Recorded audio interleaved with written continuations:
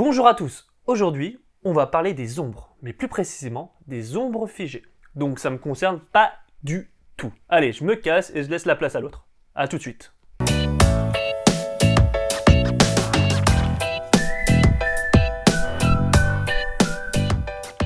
Bonjour à tous et bienvenue pour une nouvelle vidéo de On a essayé les sciences. Aujourd'hui on va tenter de créer une ombre figée. Mais pour faire ça, il va falloir qu'on revienne sur 3-4 points au niveau de l'optique.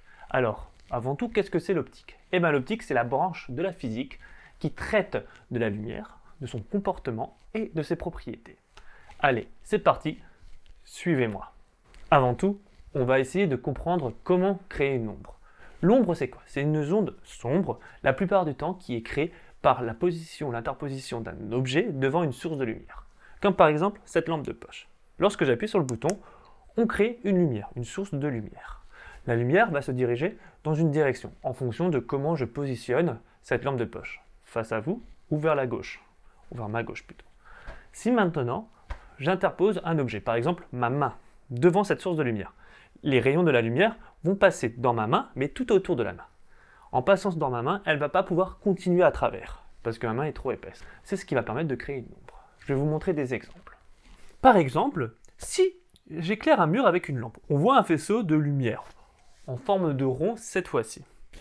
Mais maintenant, si je passe un objet, comme par exemple ma main, on va pouvoir voir l'ombre de ma main, comme je vous l'ai montré.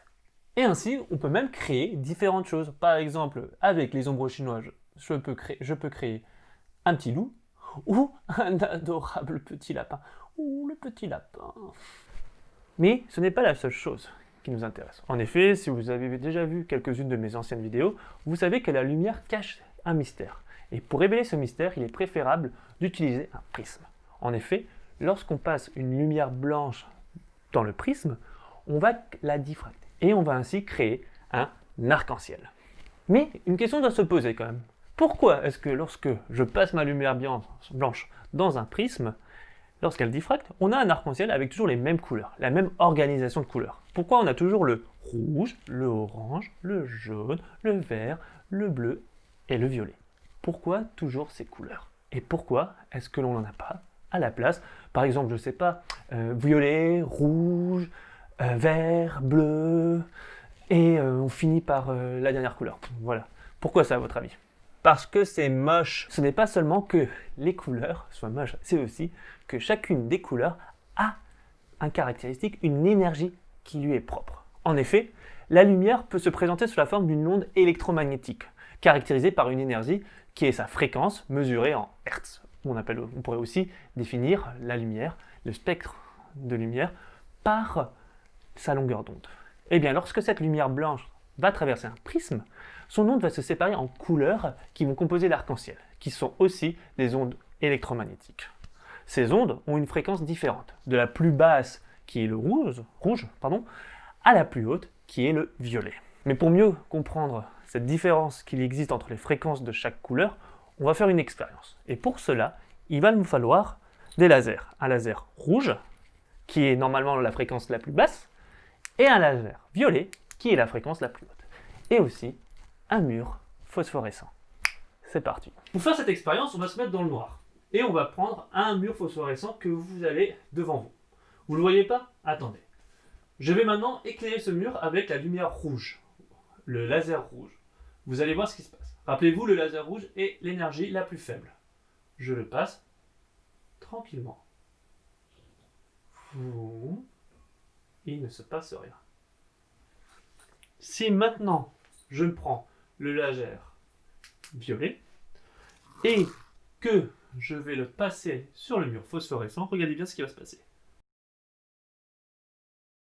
Et oui, vous pouvez voir que via le laser violet, qui est l'énergie, la couleur la plus puissante, qui est la plus haute fréquence, je peux dessiner sur le mur phosphorescent.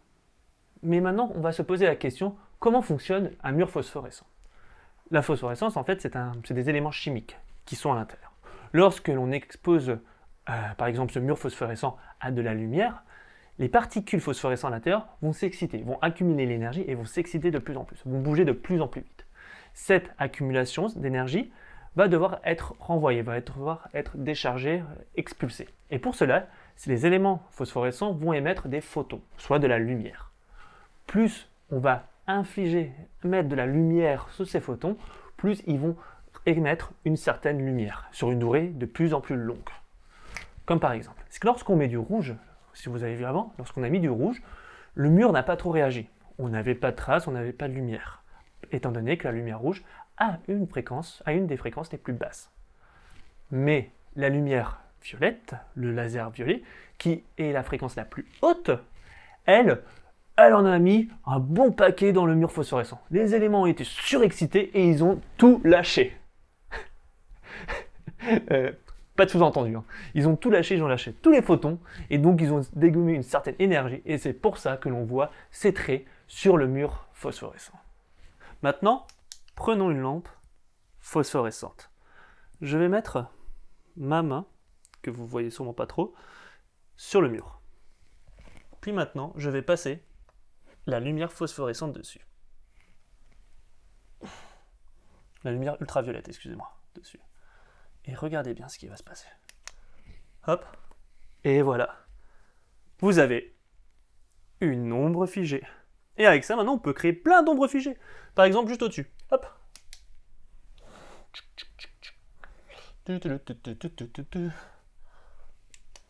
Je crée un petit lapin. Et voilà, ainsi vous avez pu découvrir comment avoir une ombre figée. Alors, cette expérience, vous pouvez aussi la réaliser chez vous. En effet, le matériel que j'ai utilisé et que je vous ai montré, vous le trouvez facilement sur Internet. Tapez lampe ultraviolette, tapez laser, vous les trouvez facilement. Et les murs phosphorescents, alors, soit vous achetez des gros rouleaux, ça coûte quand même environ 50 € le rouleau, je vous l'avoue, mais vous avez aussi d'autres éléments, des barres de signalétique phosphorescents qui ne valent pas grand-chose, vous pouvez acheter. Envoyez-moi un message, je vous enverrai les différents liens de là où j'ai acheté le matériel nécessaire. Autrement, j'espère que cette vidéo de On a essayé les sciences vous a plu, que vous appréciez encore ces vidéos. Comme d'habitude, si vous avez des questions, posez-les-moi. Sinon, je ferai mes propres questions et elles seront toujours aussi merdiques. Et sinon, comme c'est bientôt Noël, si vous avez des questions sur l'hiver, moi je suis partant. On en a déjà posé une sur la neige, je pense qu'on va la faire. Voilà. Sinon, je vous souhaite à tous une agréable journée, une bonne détente. Et en espérant vous revoir bientôt, moi je vais aller me faire un loup-garou par Zoom. Allez, ciao!